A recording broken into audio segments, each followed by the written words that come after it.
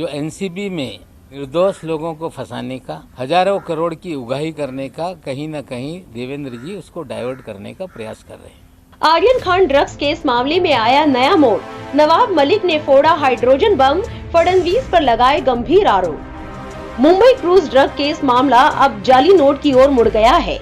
आज प्रेस वार्ता आयोजित कर एनसीपी नेता नवाब मलिक ने महाराष्ट्र के पूर्व मुख्यमंत्री देवेंद्र फडणवीस पर कई गंभीर आरोप लगाए हैं। उन्होंने कहा कि सीएम रहते हुए देवेंद्र फडणवीस महाराष्ट्र में जाली नोटों का कारोबार कर रहे थे। उनके ही संरक्षण में पाकिस्तान और बांग्लादेश तक ये कारोबार हो रहा था। मलिक ने आरोप लगाया कि 8 नवंबर 2016 को नोटबंदी के बाद देश में कई जगहों पर जाली नोट पकड़े गए थे, लेकिन महाराष्ट्र में पूरे 1 साल तक एक भी केस सामने नहीं आया था। 8 अक्टूबर 2017 को महाराष्ट्र में हुई एक छापेमारी में 14 करोड़ 56 लाख से ज्यादा के जाली नोट पकड़े गए थे। उस मामले को देवेंद्र फडणवीस ने रफा दफा करने का काम किया। छापेमारी को मात्र 8,80,000 बताकर मामले को दबाया गया।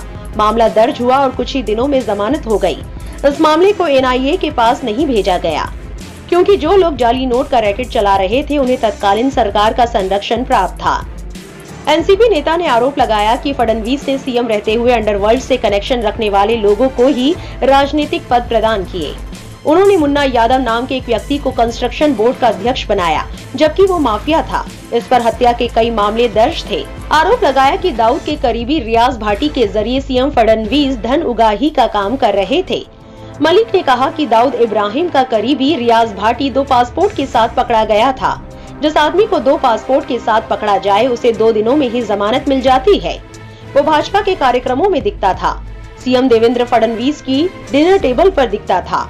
इतना ही नहीं, फडणवीस के आशीर्वाद से ही रियाज भाटी प्रधानमंत्री के कार्यक्रम तक पहुंच गया था। नवाब मलिक ने कहा कि जब जाली नोट का मामला सामने आया तब समीर वानखेड़े ही इस मामले की जांच कर रहे थे। ये इत्तेफाक हो सकता है, लेकिन एक ही अधिकारी हर बार कैसे? इस मामले की जांच होनी चाहिए। उन्होंने कहा कि समीर वानखेड़े देवेंद्र फडणवीस का करीबी है, इसलिए उसे बचाने का प्रयास किया जा रहा है। डीआरआई ने मुंबई में जाली नोट के खिलाफ छापेमारी की थी। केस को हल्का करने के लिए समीर वानखेड़े के जरिए मदद की गई थी। सोशल मीडिया पर नवाब मलिक के दावों पर लोग तरह तरह के रिएक्शंस देते दिखाई दे रहे हैं।